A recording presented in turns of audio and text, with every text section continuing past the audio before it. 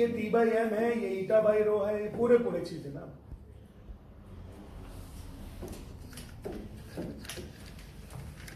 देखिए ये है speed of longitudinal waves. Following are the expression for the speed of longitudinal waves in a different types of media. The speed of longitudinal wave is v is equal to under root k plus 4/3 eta upon rho. The speed of longitudinal waves in solid. फटाफट इसको copy करो। The speed of longitudinal waves in solid, it is given by v is equal to under root k plus 4/3 eta whole upon rho.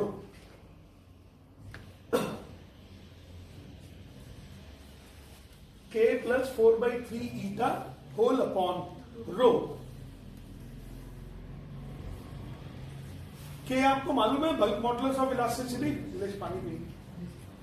K is the bulk modulus of elasticity, E is the modulus of rigidity. ये सारे फॉर्मूले learn करने हैं। आने की थोड़ी कम उम्मीद है, बहुत कम उम्मीद, बट फिर भी मुझे बताना तो पूरा पड़ेगा। के ईटा रो, ये तीनों चीजें आपको मालूम है। स्पीड ऑफ लॉन्गिट्यूडनल वेव, ये था speed of transfer wave in solid. It is given by under root eta upon rho, that is been given by eta upon rho. और यहां हो गया k plus 4/3 eta upon rho. ये speed of longitudinal wave से पिछली बात है speed of transverse wave. फिर उन्होंने बोला in case the solid is in the form of the long rod, the speed of the longitudinal waves is given by v is equal to under root y by rho. y क्या हो गया?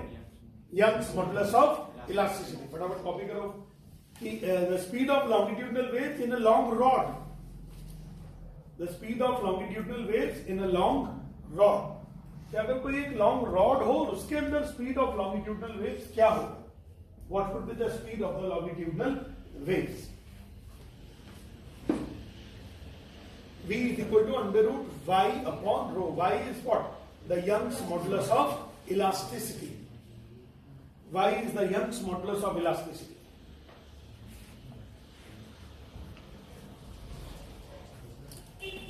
मैं बता दूंगा क्या आता है क्या नहीं आता है, धीरे धीरे वहां पहुंच रहा हूं जो चीजें आती हैं। ओके,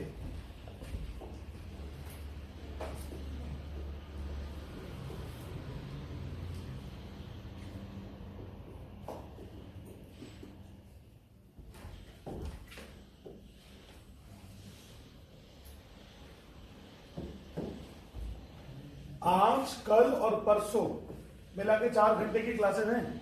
आज भी 1 घंटे की है, कल भी 1 घंटे की है, और परसों कितने घंटे की? 2 घंटे, है ना। आज कल और परसों 2 घंटे, 4 घंटे मतलब अपने आप में सफिशिएंट है। बढ़िया हो जाएगा वेव्स, पूरा समझा पाऊंगा मैं उसको आपको। बट प्रॉब्लम है वेव्स को समझने में, नई नई चीजें है ना, 2-2, 3-3 बार करना पड़ता है तब समझ में आती है चीजें। The speed of longitudinal waves in a liquid is given bye, यानी अगर कोई लिक्विड है, लिक्विड के अंदर स्पीड ऑफ लॉन्गिट्यूडनल वेव्स कितना होगा? v is equal to under root k upon rho. v is equal to under root k upon rho.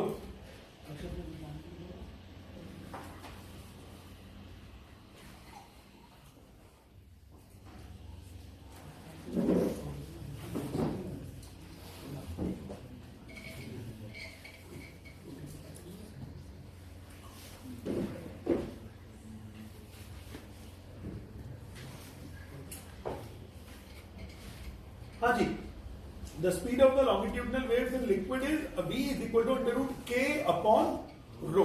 ये है लिक्विड्स के लिए। फिर the speed of the longitudinal waves in the gases medium, बस हम धीरे धीरे अब स्लो होते जा रहे हैं क्योंकि यहीं से ही आना है एग्जाम में। The speed of the longitudinal waves in a gases medium is also given by the equation this. यही इक्वेशन लगती है गैसेस में, यही इक्वेशन किसमें लगती है? गैसेस में भी लगती है। यानी same the speed of the sound in the speed of the sound, sound का मतलब लॉन्गिट्यूडनल तो अपने आप ही हो गया। The speed of the sound waves in the gases is also given by the same formula v is equal to under root k by rho. ठीक है, same formula, bulk modulus of elasticity. Okay, ठीक है। अब क्या हुआ? अब आए Newton. Topic है Newton's formula for the speed of the sound. Newton's formula for the speed of the sound. Exam में ये अगर स्कूल में कराया गया है तो ये आना है, Newton's formula for the speed of the sound. अगर टाइम होता ना तो स्कूल में कराते। आपके बैच से ये कोशिश की जा रही है कि सब चीजें पुराने जैसे समय में चलती थी वैसे ही हो जाए, बट उसके लिए बैच शुरू होता था लगभग 20 जून 25 जून के आसपास, 1 जुलाई के आसपास। तुम लोगों का बैच कब शुरू हुआ था? 1 अगस्त में। तो अगस्त में जब बैच शुरू हुआ था, बैच का रीस्टार्टिंग हुआ था 1 अगस्त में, मुझे याद है। तो यानी कि जो ये सारी चीजें होती हैं ये कायदे में जुलाई से लेकर और फरवरी तक खत्म होनी चाहिए, लेकिन अभी हम लोग 1 महीना लेट थे। वो तो अच्छा हुआ हम लोग बीच में एक्स्ट्रा क्लासेस लगाते रहे। आप लोग मेरी क्लासेस में कभी इस बात से परेशान नहीं हुए, तो यार आज छुट्टी है यार, अरे यार सर आज आ नहीं रहे, अरे यार सर ने बहुत कम पढ़ाया। आपकी परेशानी यही थी कि जितनी देर हम कंप्यूटर करते हैं उससे ज्यादा देर क्लासेस चल रही, बट उसका बेनिफिट ये है कि आज हमारा सिलेबस हमारे कंट्रोल में। नहीं तो बहुत बड़ी प्रॉब्लम होती इस टाइम। इस टाइम हमारे अगर 2-3 यूनिट्स बची हुई होती तो आप वो पढ़ते ही नहीं, छोड़ देते। तो क्या हो रहा है उनको पढ़ने से, कुछ हो रहा ही नहीं। अब आए न्यूटन अंकल। न्यूटन अंकल ने बोला चलो मैं बताता हूं स्पीड ऑफ साउंड कितना। I will tell you what is the speed of the sound. तो हमने कहा सर आप रहने दो, हम निकाल लेंगे, अपने फॉर्मूला तो पता नहीं कि v is equal to √k upon rho. बोले नहीं हम बता देते हैं what is the speed of the sound. हम बता देते हैं what is the speed of the sound. हमने कहा चलो आप बड़े आदमी हैं, आप कर लो, सीनियर साइंटिस्ट हैं, आप जैसा कहोगे हम कर लेंगे। अब इन्होंने क्या किया, यहां पे इन्होंने मान लिया कि जो हमारा जो एयर है वो आइसोथर्मल है। इन्होंने मान लिया कि एयर के अंदर टेम्परेचर क्या है, कांस्टेंट। देखो दस अकॉर्डिंग टू न्यूटन, ये किसी ने बोला नहीं था, ये सिर्फ न्यूटन अंकल के accordingly the temperature of the gases medium remains constant.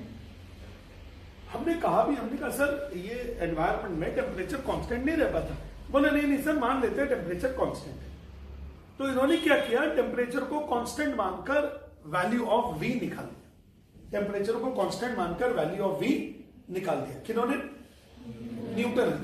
क्या लिखा हुआ है कि according to Newton the temperature of the gases medium remains constant when sound travels through it. अच्छा टेम्परेचर के लिए भी उन्होंने बोला at the reasons of compression. क्या मैंने आपको कभी बताया कंप्रेशन और रेयरफैक्शन क्या होते हैं? जब भी साउंड वेव्स ट्रैवल होती हैं तो साउंड वेव के ट्रैवल होने से साउंड वेव ऐसे ट्रैवल होती है डायरेक्शन ऑफ प्रोपगेशन के पैरेलल, पार्टिकल वाइब्रेट करते हैं। तो कभी कभी किसी जगह पर पार्टिकल्स की डेंसिटी बढ़ जाती है, कभी कभी किसी जगह पर पार्टिकल की डेंसिटी घट जाती है। तो जहां पे डेंसिटी ऑफ द पार्टिकल बढ़ जाती है उस जगह को बोलते हैं कंप्रेशन, और जहां जहां डेंसिटी ऑफ द पार्टिकल कम हो जाती है उस जगह को क्या बोलते हैं, रेयरफैक्शन। क्या बोलते हैं उसको हम लोग, rarefaction. Compression and rarefaction, compression and rarefaction.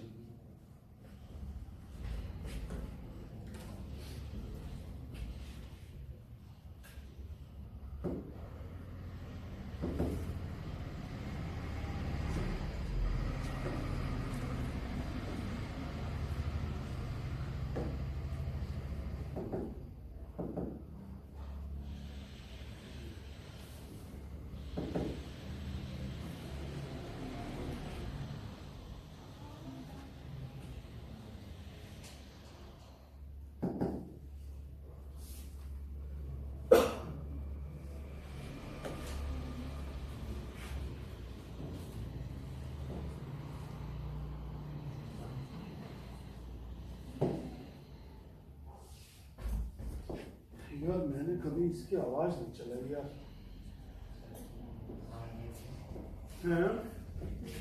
मैंने आज तक कभी सुनी नहीं इसकी आवाज।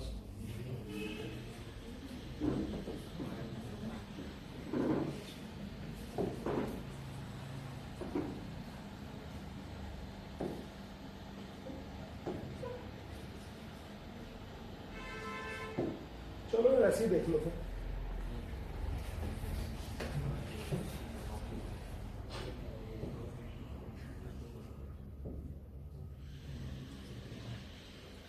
देखो how does the sound travel, तो एक स्लिंकी होता है, सुना है स्लिंकी क्या होता है? स्लिंकी का मतलब एक स्प्रिंग होता है जो कि जैसे स्प्रिंग होता है और बहुत फ्लेक्सिबल स्प्रिंग होता है, बड़ा स्प्रिंग होता है, दैट इज कॉल्ड स्लिंकी। ये है एक slinky, this is a slinky. इस स्लिंकी के अंदर अगर आप देखोगे, ये है डॉक्टर जर्ग, ये उनकी असिस्टेंट है एमिली, और इन लोगों ने ये डेमोन्स्ट्रेट किया कि how sound travels in the medium. अब आप देखो, ये इसको ना जर्क करके दिखाएंगे, डॉक्टर इनका नाम है डॉक्टर जर्क। तो इसके अंदर साउंड वेव, ट्रांसवर्स वेव भी प्रोड्यूस करेंगे, लॉन्गिट्यूडनल वेव भी। ये कौन सी वेव हो गई होगी? Transverse wave. Reason, direction of propagation के परपेंडिकुलर वाइब्रेशन हो रहा है। डायरेक्शन प्रोपगेशन के कैसे वाइब्रेशन हो रहा है? परपेंडिकुलर वाइब्रेशन हो रहा है। इसलिए हो गया डायरेक्शन ऑफ प्रोपगेशन, इसके परपेंडिकुलर वाइब्रेशन हो रहा है। यहां वाला पार्टिकल सिर्फ ऐसे हिल रहा होगा। अब ये देंगे इसको ऐसे ही, in the direction of the direction of propagation jerk देंगे, और इसके अंदर कहीं कहीं पे क्राउडेड हो जाएंगे स्प्रिंग्स स्लिंकी, कहीं कहीं पे दूर दूर हो जाएंगे। ये दिख रहा है क्या? कहीं जहां क्राउडेड हो रहा है वो है कंप्रेशन, और जहां क्राउडेड के बाजू में रेयर हो जाएगा, दूर दूर हो जाएगा। ऐसे साउंड वेव्स ट्रैवल करती है। This is how the sound wave travel in the medium. हमारे मीडियम में भी ऐसे ही ट्रैवल हो रही है। ये देखिए के ऊपर जहां जहां पे डेंसिटी हाई है तो वहां पे जगह पे क्या हो जाएगा? कंप्रेशन। अरे जहां पे डेंसिटी हाई है वहां पे क्या हो जाएगा? कंप्रेशन। और जहां पे डेंसिटी लो है वहां पे क्या हो जाएगा? Rarefaction. क्या बोलते हैं उसको हम लोग? Rarefaction. We call it as a rare fraction.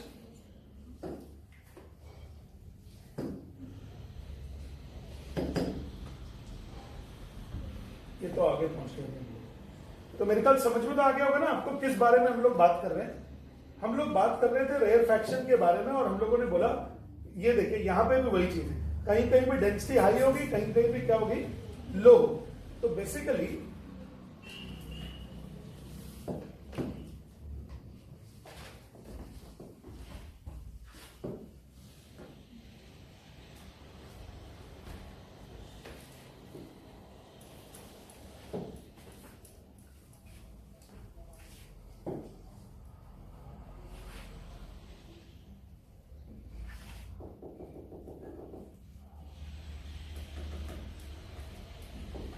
इस डायग्राम में देखो,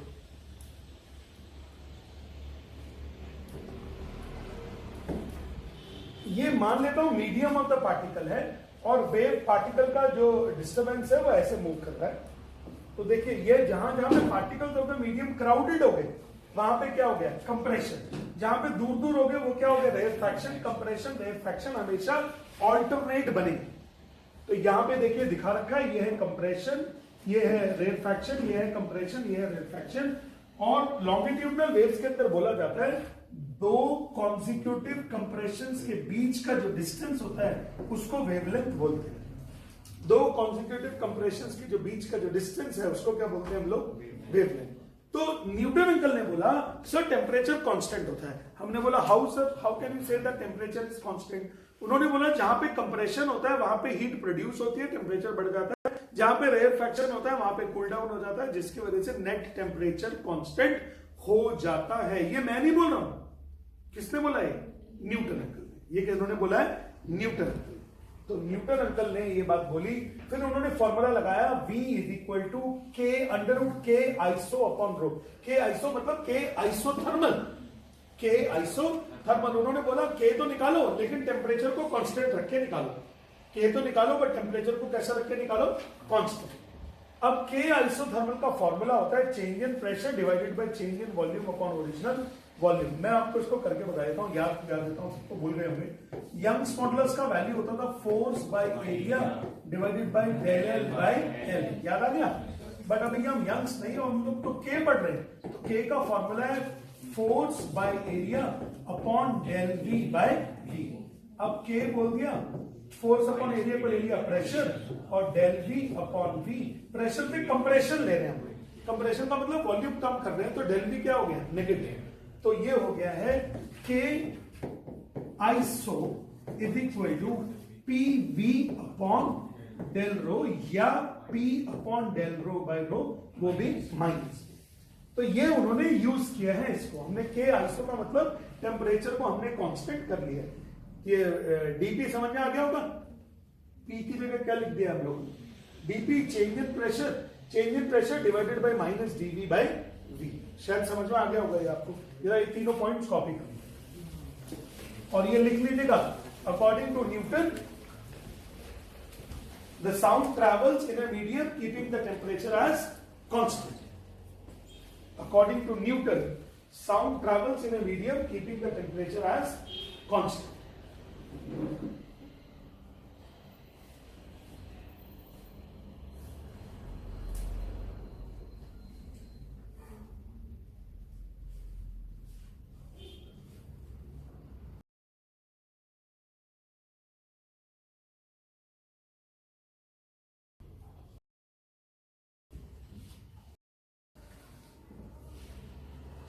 Sound travels in a medium keeping the temperature as constant. V is equal to under root K upon rho. फिर K को न्यूटन अंकल ने बोल दिया था कि जो टेम्परेचर है वो कैसा है? Constant.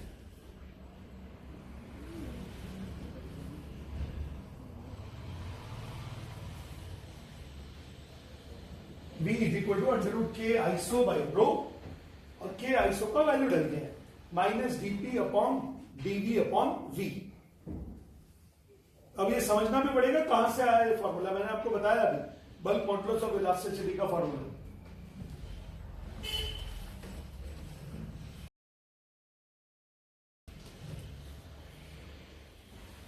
dP upon dV upon V के आइसो की वैल्यू हो गया।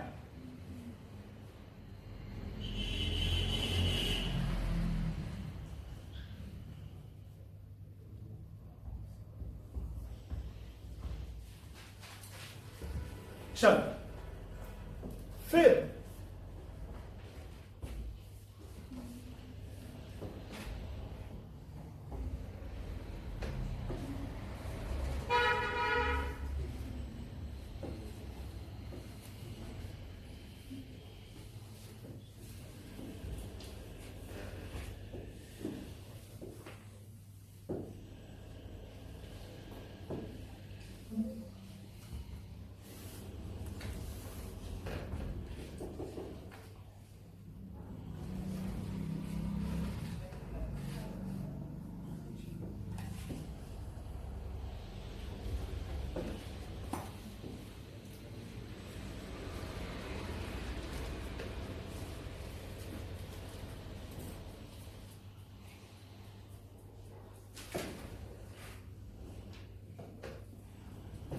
देखो यही चल रहा था ना हमारा, यहां तक मैंने आपको बता दिया। इसके बाद क्या PV is equal to constant मुझे मालूम होता है, अगर टेम्परेचर कांस्टेंट होता तो PV is equal to constant.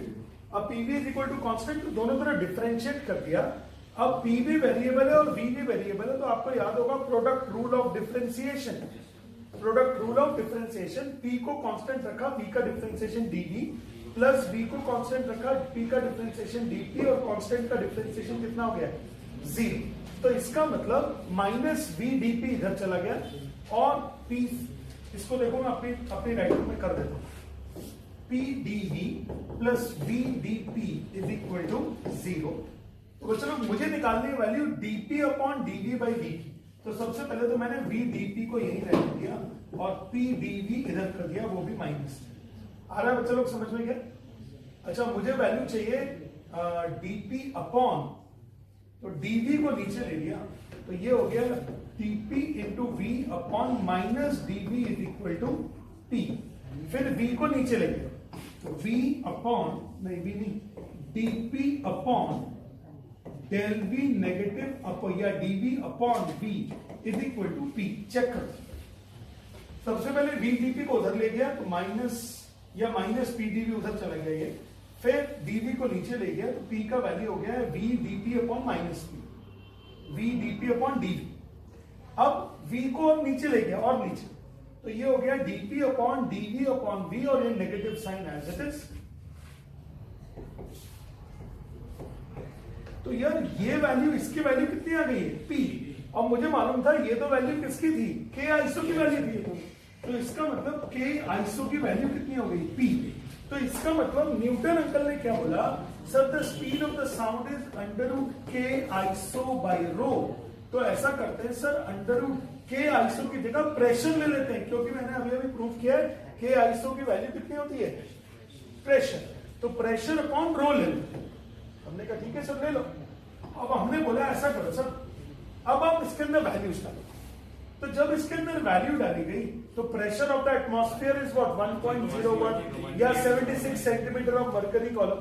तो वो वैल्यू आ गया 1.01 इंटू 10⁵ और डेंसिटी ऑफ एयर लिया हुआ है 1.13 लेते हैं शायद ये लोग।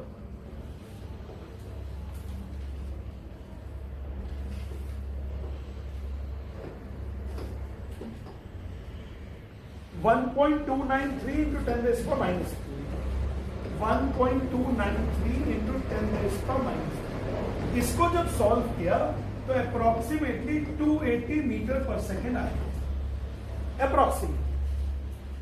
अब ये हो गई गणना।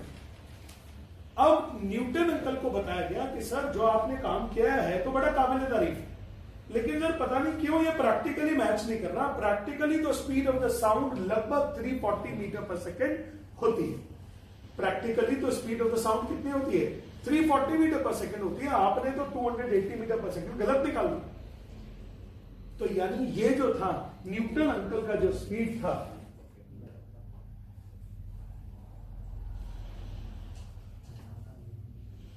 ये तो Newton formula for the speed of the sound ये हो गया था इनकरेक्ट। अब अगर मैं शुरू में ही बोल देता इनकरेक्ट तो आपका विश्वास ही हट जाता एक्सपेरिमेंट से।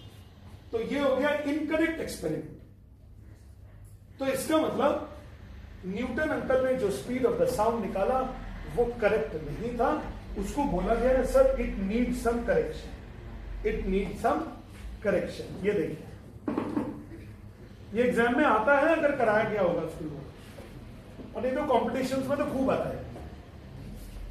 However, from the experiment, the velocity of the sound, पढ़ना जरा तुम लोग, in air at NTP is estimated to be 332 metre पर सेकेंड। कि सर एस्टिमेटेड एनटीपी पे तो 332 मीटर पर सेकेंड का एस्टिमेशन है और आप कहां बता रहे हो 280। सर ये तो गलत है, सर ये तो गलत है। लेकिन यार पहले के साइंटिस्ट जो काम करते थे उनमें कमियां होती थी, और कमियां होना और उनको सुधारना, कमियां होना और उनको सुधारना, ये इसी को ही तो दूसरा वर्ड होता है डेवलपमेंट। डेवलपमेंट होगा है क्या चीज कि आज हम लोग टेलीफोन से पहले बात करते थे, अभी धीरे धीरे हमने बोला यार इसके अंदर तो कमी है यार, वायर उठाओ फिर फिरते रहो इधर उधर, बोला अच्छा चलो ठीक है इसका डेवलप कर देते हैं इसको। तो कमियों को सुधारा गया। तो इनकी कमी को सुधारा गया सर लाप्लास, लैपलेस बोलते हैं, क्या बोलते हैं उनको हम लोग, लैपलेस। तो ये आ गया लैपलेस करेक्शन। क्या हो गया, लैपलेस करेक्शन। तो एग्जाम में आता है what is the Newton formula for the speed of the sound, establish the formula for the speed of the sound given by Newton, show that it is incorrect, and what is the correction done by Sir Laplace। ऐसे question आता है कि Newton ने क्या formula बताया था, गलत क्यों था, और लैपलेस ने उसको कैसे करेक्ट किया। लैपलेस ने न्यूटन अंकल को पूछा सर ये बताओ आपका जो डेरिवेशन है ना, मैं आपको बता दूं, न्यूटन अंकल ने बोला, लैपलेस अंकल ने बोला सर जो आपका डेरिवेशन है ना 100% सही है। तो न्यूटन को थोड़ा खुशी हुई कि यार चलो कोई तो बोल रहा है आपका डेरिवेशन 100% सही है। तो अब न्यूटन परेशान कि सर जब सही है तो फिर गलत आंसर क्यों आ रहा है सर। लैपलेस ने बोला सर ये बताओ आपने टेम्परेचर कांस्टेंट कैसे लिया। उन्होंने बोला मैंने ये बोला कि भाई यहाँ पे जो हीट प्रोड्यूस होगी, यहाँ पे हीट प्रोड्यूस होगी, वो यहाँ पे कूल डाउन हो जाएगा, यहाँ पे हीट यूटिलाइज हो जाएगी। तो लैपलेस ने बोला सर ये बताओ जब जितनी हीट प्रोड्यूस हुई उतनी यूज हो गई, तो उससे क्या ये सिस्टम एडायबेटिक हो गया कि आइसोथर्मल हो। तो बोला अरे हाँ यार टेम्परेचर कॉन्स्टेंटली, इसमें तो हीट एक्सचेंज जीरो होना चाहिए। तो लैपलेस ने ये पूरा डेरिवेशन फिर दोबारा से कर दिया, सिर्फ क्या लेकर, एडायबेटिक। सिर्फ क्या लेकर, न्यूटन अंकल ने आइसोथर्मल लिया था और एडायबेटिक लैपलेस अंकल ने क्या ले लिया, इसको एडायबेटिक। तो एक बार जरा देखिएगा, पढ़िएगा इन्होंने एडायबेटिक के बारे में क्या लिखा है। हम लोग बात कर रहे हैं लैपलेस करेक्शन के बारे में। Laplace pointed out that it was wrong to assume that when the sound travels in a gaseous medium, the change taking place in the gaseous medium are isothermal in nature. ऐसा नहीं है. उन्होंने बोला as the gaseous medium is a bad conductor of heat, therefore heat produced at the compression cannot be conducted to the surrounding medium for a short time, in a short time for which the compression is formed. Similarly, heat cannot be conducted into rarefaction. Hence, as the heat contents of compression and rarefaction remains constant during the propagation of the sound, the process is adiabatic in nature. अब Laplace से बोला गया, Newton uncle ने बोला चलो यार अब तुम करके दिखाओ, एडियाबेटिक लेके देखो. एडियाबेटिक लेके देखा, फट से आंसर आ गया. देखो न्यूटन अंकल ने, एडियाबेटिक अंकल ने बोला, एडियाबेटिक अंकल ने नहीं, लैपलेस अंकल ने. लैपलेस अंकल ने करेक्शन किया, ये V इज इक्वल टू के अडी अपॉन रो. अडी मतलब एडियाबेटिक. कड़ी तो नहीं बोलोगे आप इसको. This is K adiabatic upon rho. अब इधर देखो, क्या P raise to the power gamma constant हो गया क्या? याद करो अभी, P raise to the power gamma constant हो गया. याद आ गया सब लोग को? तो अब दोनों तरफ डिफरेंशिएट किया गया. तो इसका डिफरेंशिएशन, ये हमने पी को कांस्टेंट पकड़ा और वी रेस पर गामा का डिफरेंशिएशन हो गया gamma into V raise to the power gamma minus 1 dV. ये है गामा, ये पी वी रेस पर गामा का डिफरेंशिएशन. पहले तो गामा को नीचे ले आए, वी की पावर गामा माइनस 1 हो गया, फिर वी का अलग से कर दिया तो कितना हो गया? डी. फिर वी रेस पर गामा को कांस्टेंट लिया और पी का डिफरेंशिएशन कितना हो गया? डीपी इक्वल टू कितना हो गया? जी. इक्वल टू कितना हो गया? जी. बोलो आया समझ में? क्या अब मैंने क्या किया, मुझे जाना है वापस से DP upon DV upon rho की वैल्यू. तो मैंने क्या किया, P gamma into V raise पर gamma upon V DV plus V raise पर गामा या माइनस वी रेस पर गामा डीपी. देखो सही हो गया क्या? इसको तो लिख दिया गामा माइनस 1 को वी रेस पर गामा अपॉन वी और इसको उधर भेज दिया. तो देखो वी रेस पर गामा तो कैंसिल आउट ही हो गया. वी रेस पर गामा तो क्या हो गया? कैंसिल. ओके. फिर P gamma upon V is equal to minus dP upon dV. DV मतलब ये नीचे चला, ये वी ऊपर पहुंचा दिया. P gamma is equal to minus V dP upon dV. क्या इसको और नीचे पहुंचा सकता हूं क्या? डिनोमिनेटर के भी डिनोमिनेटर में. तो ये हो गया P gamma is equal to minus dP upon DV upon V. ये क्या हो गया है?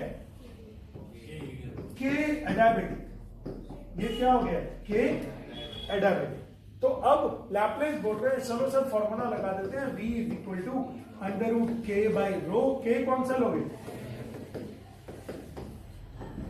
एडियाबेटिक की value P gamma upon rho. Sir सारी वैल्यूज वही है जो पुराने वाली थी. पी की वैल्यू 1.01 या जो उन्होंने लिया हुआ था, हम तो 1.01 इंटू 10⁵ लेंगे और अपन रो का वैल्यू ले लेंगे 1. कितनी थी वैल्यू? 1.213 1.293 1.293 1.293 इंटू 10⁻³ और गामा की वैल्यू थी 1.41.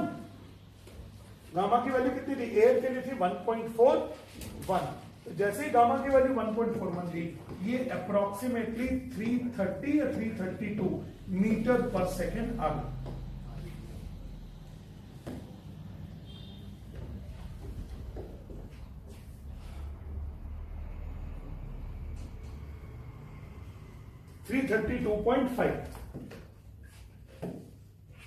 $332.5 मीटर पर सेकेंड. तो इसको किस नाम से जाना जाएगा? अभी लैपलेस करेक्शन. किस नाम से जाना जाएगा? Laplace correction. ये है स्पीड ऑफ द साउंड के बारे में एक राय हमारी. न्यूटन अंकल ने जो किया था एक तरह से वो रिवाइज भी हो गया और उनकी गलती को भी समझ में आ गया कि उन्होंने ले लिया था आइसोथर्मल, पर सचमुच में क्या था वो? एडियाबेटिक. सचमुच में क्या था वो? एडियाबेटिक. तो न्यूटन अंकल का पूरा कॉन्सेप्ट आपको दिमाग में आ गया. अब ये बताओ कितने स्कूल्स में कराया है? बस. बाकी लोग क्या नहीं? स्टार्ट नहीं हुआ. अच्छा, एसएचएम में कोई ऐसी चीज कराई है कि स्कूल में जो मैंने ना कराई? बस वो मैं करा दूंगा आपको। डीएमए में अच्छा ठीक है, हम कर लेंगे, नो प्रॉब्लम। अभी चल रहा है डीएमए से, मैं आगे चल रहे हैं दीदी, अब हम पीछे। अच्छा ठीक है, चलो कोई नहीं। आप ध्यान रखिएगा, कोई भी ऐसा टॉपिक नहीं होना चाहिए जो हम ना करें। हम लोग तो करने के लिए तैयार है ना, क्योंकि मुझे मालूम है ना मैं कब जीतूंगा। मैं तो तब जीतूंगा जब आप जीतोगे। आपके जीतने में मेरी जीत है, खाली सिलेबस करना, कंप्लीट करना कोई पॉइंट नहीं है मेरा। अच्छा ये बताओ, ये एक बार कॉपी करोगे क्या? पहले वाले कर दिया था क्या? 280 मीटर पर सेकंड वाला करो जल्दी से, करो जल्दी से, यहां से चालू करो। ये शायद हो गया था क्या? हो गया था नहीं वाला? ये हो गया था?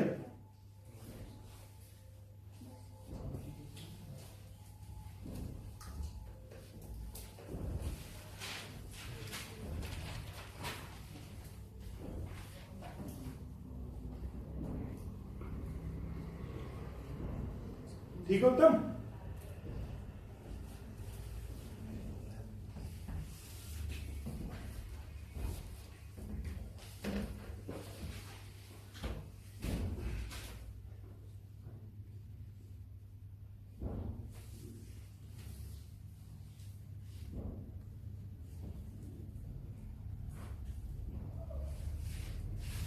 अविनाश क्या बोल रहा है, फिर से बता दो सर।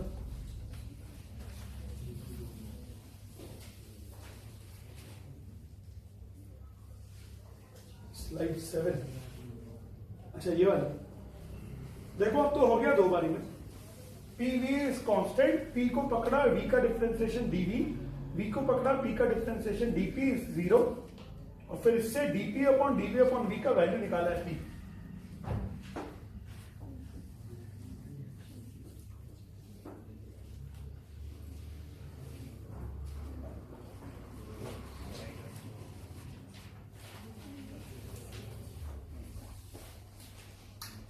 हो गया क्या? ये चीजें दो बार हो गई आपकी, प्रोडक्ट रूल से डिफरेंशिएशन। ये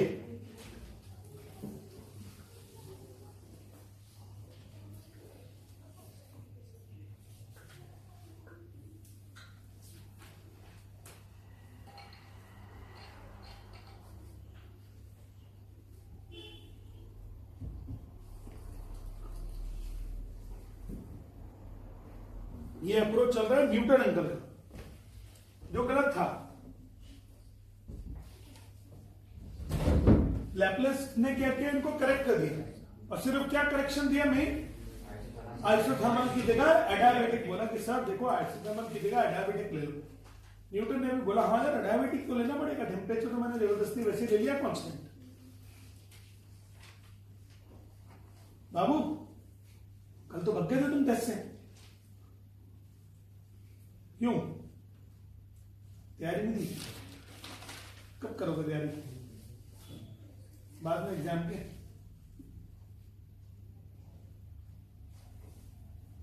हो गया बच्चों? तो ये हो गया 280 मीटर्स पर सेकेंड। अब ये तो वही वाला है 280 वाला। अब ये आ गया लैपलेस। तो Laplace said that the sound is traveling in a medium taking the medium to be adiabatic instead of isothermal। उन्होंने इस मीडियम को adiabatic लिया।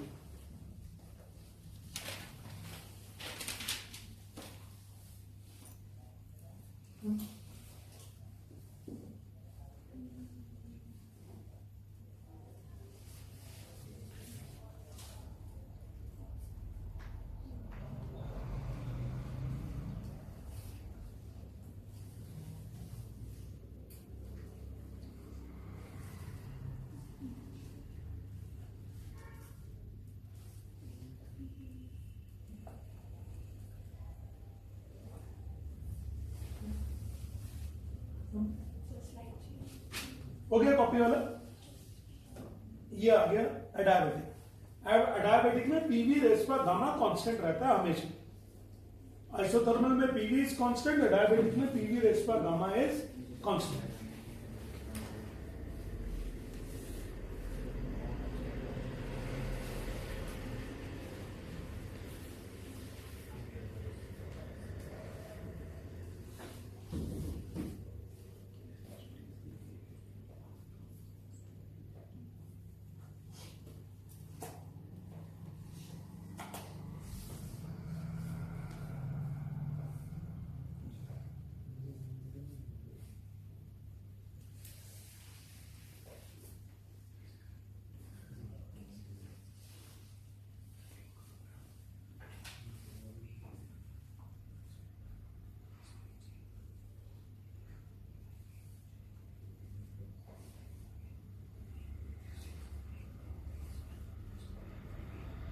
शर्मा जी क्या कर रहे हो, नोट कर रहे हो क्या?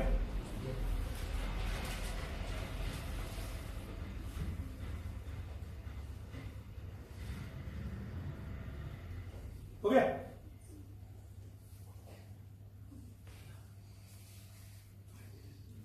ये पी वाई नहीं है, पी गामा है. ये गामा कांस्टेंट पी इंटू 1 के डायवेटिक. बोलो बोलो. देखो मैं बताता, पी को कांस्टेंट रखो, वी रेस पर गामा का डिफरेंशिएशन हो जाएगा, गामा नीचे हो जाएगा, पावर में गामा -1 हो जाएगा. हो गया? नहीं हो गया. फिर वी का अलग से करेंगे dV, function of function. DV V का अलग से करेंगे डी प्लस फिर वी रेस पर गामा को कांस्टेंट करेंगे और पी का डिफरेंशिएशन हो जाएगा डीपी और इक्वल टू कितना हो जाएगा 0. 0 क्यों हो जाएगा? कांस्टेंट का differentiation.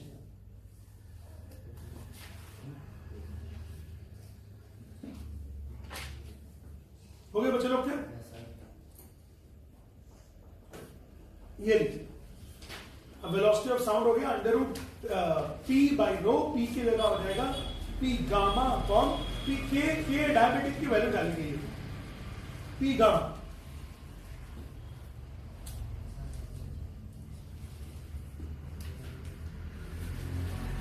P is the atmospheric pressure. ध्यान रखना इस बात का. P is the atmospheric pressure. Rho is the density of the air. 1.293 into 10⁻³ याद रखिएगा इस डेंसिटी. मुझे 1.13 याद थी, कहीं डाली है 1.13. अब मुझे कहाँ पे? स्कूल की कॉपी में से उसी से करा थे. 1.13 से मुझे ऐसा याद है 1.13 डाली गई. हाँ सर, कोई नहीं, टेम्परेचर में अलग अलग हो सकती है. 25 पे अलग हो जाएगी, 0 डिग्री पे अलग हो जाएगी. बट एक बात है, बोर्ड पे देखो, चाहे मैं 1.23 डालता, चाहे मैं 1.3 डालता, चाहे मैं कुछ भी डालता, बट इक्वल टू के बाद 332.5 ही आना. समझ गए सब लोग? इक्वल टू के बाद में क्या आना था? 332.5. बिकॉज ये अग्रवाल सर का डेरिवेशन थोड़ी, ये तो किसका डेरिवेशन है? लैपलेस का. न्यूटन और लैपलेस की पिक्चर है. This is a picture of Newton and Laplace. तो चलो हो गया, हम चले भी आगे. चलो, तो ये हो गया न्यूटन अंकल की कहानी और लैप्लेस अंकल की कहानी. टॉपिक क्या था? Speed of sound. चलो, अब टॉपिक है various factors affecting the speed of sound in gaseous medium. Heading डाल लीजिए, various factors affecting the speed of sound in gaseous medium. हम लोग कर रहे हैं इन टॉपिक्स को कंपटीशन के लिए. मुझे मालूम है ये सारी चीजें कंपटीशन में खूब भयानक तरीके से आती है और छोटे छोटे क्वेश्चंस बनते हैं इससे.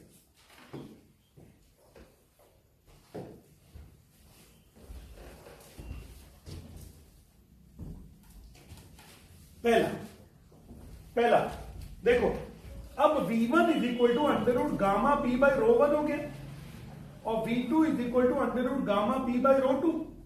गामा हो गया डायबिटिक कांस्टेंट, पी हो गया atmospheric pressure, density of the gas कुछ भी अलग अलग हो सकती है. तो उन्होंने बोला V1 बाई V2 की value under root rho 2 by rho 1 हो सकता है, इनवर्सली प्रोपोर्शनल. तो उन्होंने बोला sir the speed of sound, पता नहीं क्या लिखा है, मैं क्या अंडरलाइन कर रहा हूं, The speed of sound is inversely proportional to the square root of the density of the gases provided the pressure remaining the same. उन्होंने बोला सर जितनी ज्यादा डेंसिटी होगी गैस की उतना कम स्पीड ऑफ साउंड होगा उसमें, ऐसा हम कहना चाह रहे हैं. Effect of density, effect of density. The more is the density lesser will be the speed of the sound in air. Air की बात हो रही है, we are not talking about the solids. Solids में तो उल्टा होता था, डेंसिटी जब ज्यादा होती थी तो स्पीड ज्यादा हो जाती. बट एयर में उल्टा हो रहा है.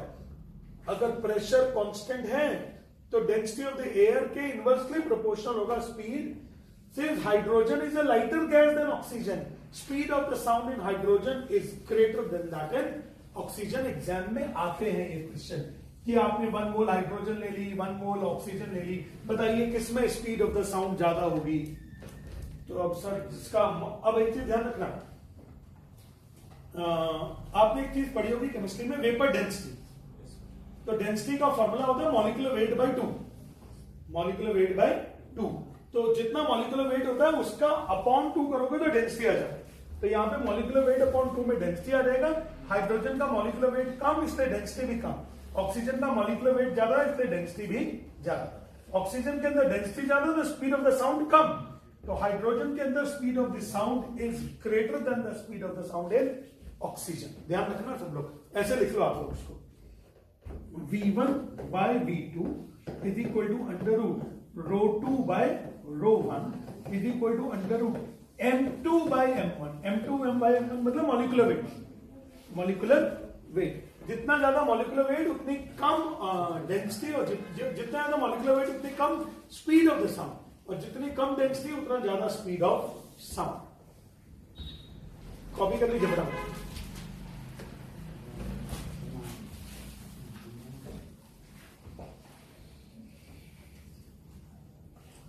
V1 by V2 is equal to under root rho 2 by rho 1 is equal to under root M2 by M1. M1, M2 are the molecular masses.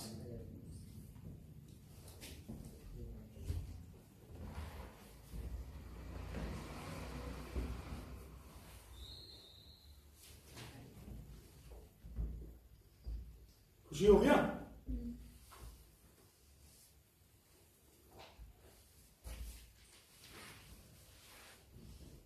Okay बच्चे लोग,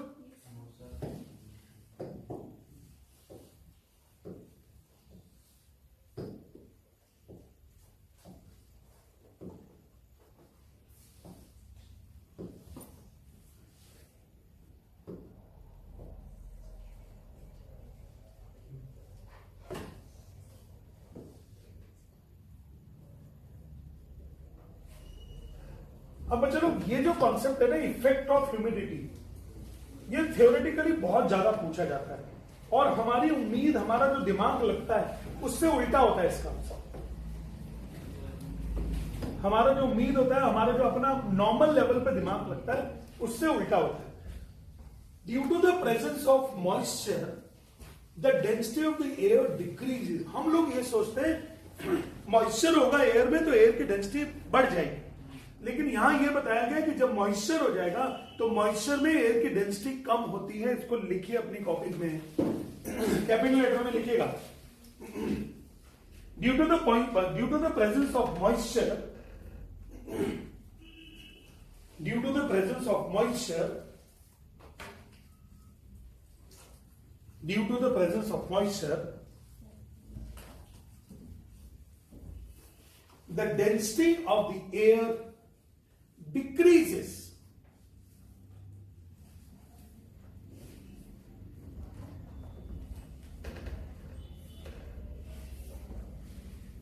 फिर नेक्स्ट लाइन में लिखेगा density of water vapour is less than the density of dry air.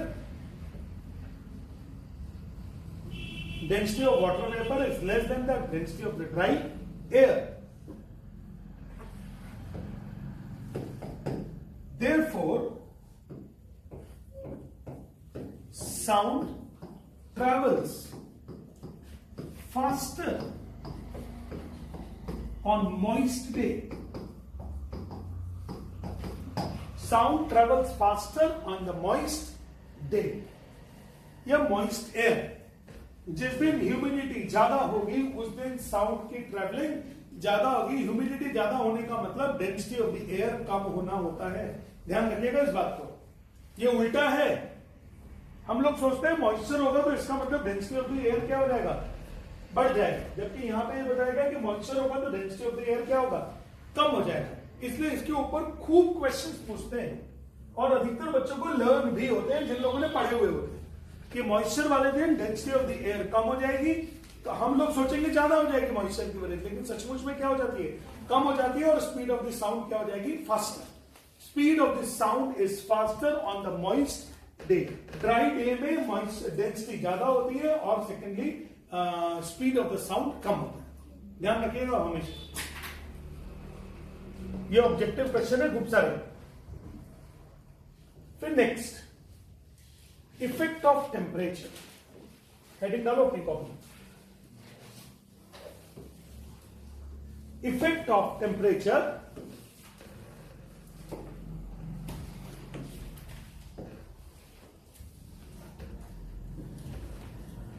Effect of temperature, यानी हम बात कर रहे हैं टेम्परेचर में इफेक्ट क्या होता है, वेलोसिटी ऑफ टेम्परेचर का क्या इफेक्ट होता है velocity of sound in air पर। तो मैं तो बोलता हूं डायरेक्टली प्रोपोर्शनल होगा, जितना ज्यादा टेम्परेचर होगा उतना ज्यादा क्या होगा, वेलोसिटी होगा। बट वो आएगा कैसे, जरा ये देख लीजिए। देखो रो का formula mass by volume, okay, तो वॉल्यूम का फॉर्मूला हो गया मास बाय रो। वॉल्यूम का फॉर्मूला कितना हो गया, मास बाय रो। क्या आपको याद है PV is equal to RT होता है फॉर आइडियल गैस इक्वेशंस, तो v का वैल्यू डाल दिया m by rho. Come on, m by rho is equal to RT, m को नीचे ले गए, तो p by rho is equal to RT by m। अब क्या अंडर रूट कर दोगे क्या इसको, क्योंकि under root p by rho ही तो होता था वो वेलोसिटी, या p गामा। तो हम लोगों ने लिखा v is equal to under root, हम लोगों ने लिखा v is equal to under root p gamma by rho. p gamma by rho, p by rho की वैल्यू तो होगी आर टी बाई एम और गामा एज इट इज रहेगी। तो इसका मतलब v का वैल्यू हो गया gamma R T by M. तो क्या v is directly proportional to under root temperature, हो गया कि नहीं हो गया? v is directly proportional to under root temperature. The more is the temperature more will be the speed of the sound. फटाफट copy करो उसको। ये भी फॉर्मूला होता है v1 by v2 is equal to under root t1 by t2। v1 by v2 is equal to under root t1 by t2।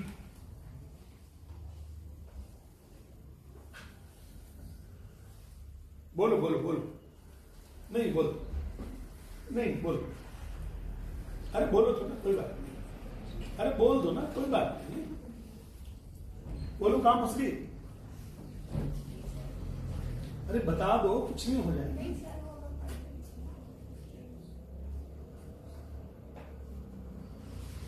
Agarwal classes में जबरदस्ती भी डाउट पूछे जाते हैं, नहीं बच्चा ना भी चाहे तब भी उसको 10 बार पूछा जाता है।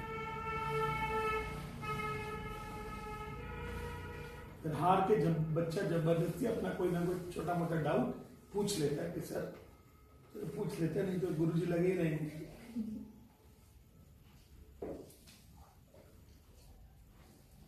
कॉपी कर लीजिएगा इसको प्लीज, कोई डाउट हो तो पूछ लीजिए।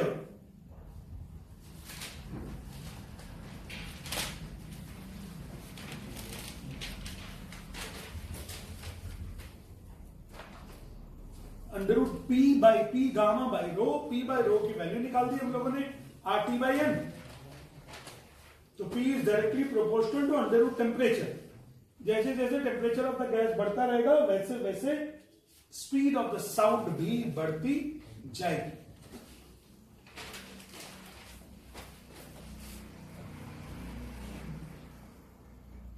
ओके बच्चे लोग, क्या v1 by v2 is equal to under root t1 by t2। तो मॉलिक्यूलर मासेस के इनवर्सली प्रोपोर्शनल और टेम्परेचर के डायरेक्टली प्रोपोर्शनल। मॉलिक्यूलर मासेस के इनवर्सली प्रोपोर्शनल और टेम्परेचर के डायरेक्टली प्रोपोर्शनल। ऐसा चल रहा है काम। v1 by v2 is equal to under root t1 by t2। Convent में कल फेयर वाले है किस टाइम? 1 से 4 नहीं है, क्यों नहीं है? बुलाए डांस कर रहे हैं बस उन्हीं को अलाउ है। 11th में देने वाले कौन है फिर? पार्टिसिपेट करा है। ऐसा नहीं है, टीचर्स दे रहे हैं ऐसा, वो अलग से हो गए ढूंढना तो लोग। अच्छा मेन बात मतलब अलग से बच्चों ने ये स्कूल वाले स्कूल ही से दे रहे हैं, सब किसी को लेने नहीं दे रहे, गिने चुने बच्चे उठा रहे हैं। और नो कंट्रीब्यूशन बाय 11 हाँ है, लेकिन गिने चुने बच्चे जो टीचर्स के वो कोई मॉनेटरी कंट्रीब्यूशन भी कुछ नहीं। ठीक है, सही है। मतलब मेरी क्लास में तो कोई प्रॉब्लम नहीं है ना? तुम लोगों ने पार्टिसिपेट नहीं किया? किया था लेकिन छोड़ दिया। तुम्हें पता है छमिया? मुझे तो पहले मजा आ गया था, कहते नहीं तो मैं नहीं ले मेरी क्लास टीचर ने बोला ऐसे बच्चे नहीं चाहिए। तुम कुछ गलत हरकत करने लगते थे क्या? पता ना, तुम्हें पता होगा, तुम्हें क्यों नहीं लिया? डिसिप्लिन बहुत शांत बच्चे थे ये, बहुत शांत। शांत? फिर भी नहीं। तुम तो यार बहुत शांत। तो यहाँ तो देखो सब दाऊ लोग भी कितनी शांति से बैठे हैं।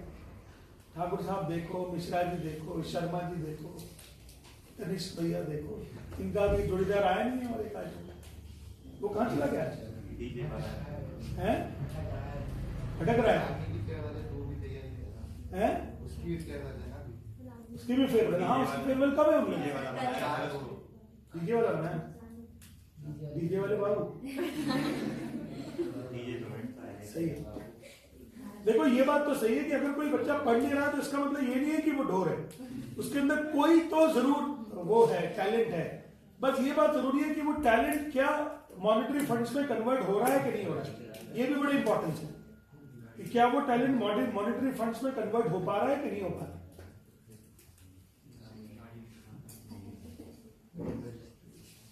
क्योंकि टैलेंट तो ड्राइवर के पास भी, गाड़ी चलाने का टैलेंट है, मालिक से ज्यादा बढ़िया टैलेंट है वो, बट फिर भी वो कितने मॉनेटरी फंड्स में कन्वर्ट हो रहा है, ये इंपॉर्टेंट है ना। और वैसे तो क्या सब मोह माया है, अब पैसा तो हाथ का मैल है, सबके पास होना चाहिए, है ना? सबके पास होना चाहिए। चलो, तो v is equal to under root t1 by, मतलब v1 by v2 is equal to under root t1 by t। यार भाई मुझे तो ना मेरे सिलेबस पे लगी है बस।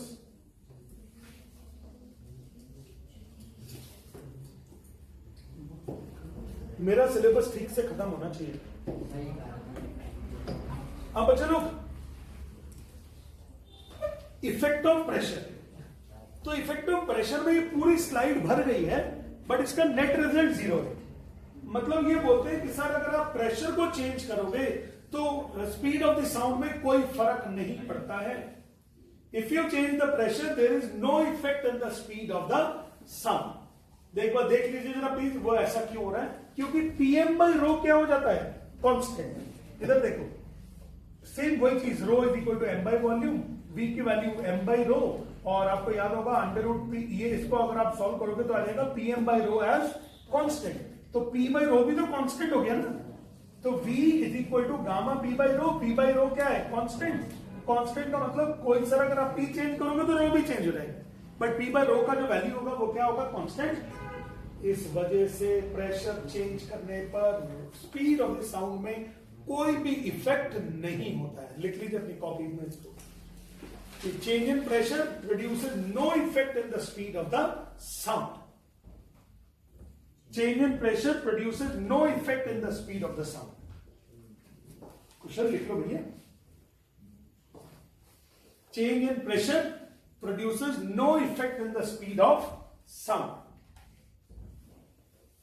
Change in pressure produces no effect in the speed of sound. Speed of sound में pressure change का कोई भी impact, कोई भी effect नहीं होता।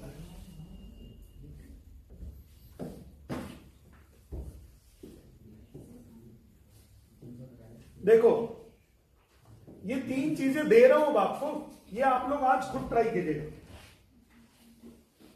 ये 3 चीजें दे रहा हूं, ये आती भी कम है और होती भी इजी है। इफेक्ट ऑफ विंड नहीं होता, effect of wind. Effect of wind का मतलब जैसे कोई किसी परिवार में 4 लोग हैं और 2 लोग आगे जा रहे हैं स्कूटी पे बैठ के और 2 लोग पीछे जा रहे हैं, मोटरसाइकिल वाले तो पीछे ही होते हैं स्कूटीज के। तो बच्चे लोग अब स्कूटी वाले जो है ना वो बात कर रहे हैं आपस में, धीरे धीरे विस्परिंग हो रही है। तो वो विस्परिंग भी पीछे वाले जो लोग हैं उनको बड़े आराम से सुनाई देती, because of the wind, because of the wind. Because जब वो ऐसे जा रहे हैं तो relative speed of the air ऐसे हो गया, relative speed of the air ऐसे हो गया तो वेलोसिटी ऑफ द साउंड इस तरफ ज्यादा तेज हो गया। उस वजह से वो लोग धीरे धीरे चलते हुए भी आगे आगे वालों की पूरी बातें सुनाई दे रहे, उनको सुनाई दे रही होगी। Speed of the wind. हवा अगर आपकी तरफ की चल रही हो, हवा अगर आपकी तरफ की चल रही हो तो उससे क्या होगा, रिलेटिवली मेरी आवाज आप तक जल्दी पहुंचेगी। बट अगर हवा उधर से आ रही हो तो मेरी आवाज आपको सुनने में परेशानी होगी। समझ गए सब लोग? इजी। तो ये कॉन्सेप्ट हो गया स्पीड ऑफ द विंड का। आज आप इसको पढ़िएगा अपने आप और बताइएगा मुझे समझ में आया कि नहीं आया। मेरा इस तरह से एक टॉपिक खत्म हो गया आपके लिए। वो है क्या टॉपिक था? Wave motion. क्या टॉपिक खत्म हुआ अभी? Wave motion. वेव मोशन, वो बोलो वो वेव मोशन। प्रैक्टिस करो वेव मोशन डालने। वेव मोशन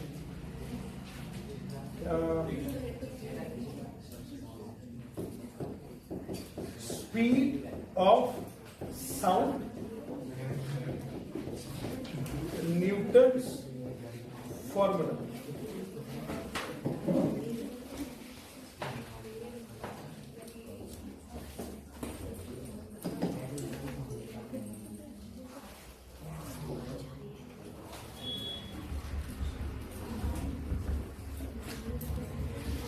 आज मैथ्स की क्लास नहीं है ना तुम लोग की?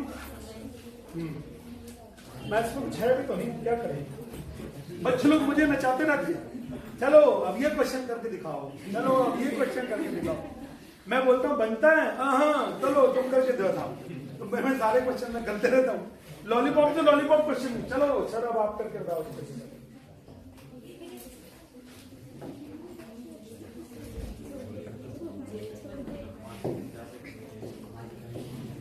अब मेरा टॉपिक बचा है कल का सुपरपोजिशन ऑफ वेव। हेलो रुक जाओ। वेव्स में सबसे गंदा टॉपिक कल से शुरू हो रहा है।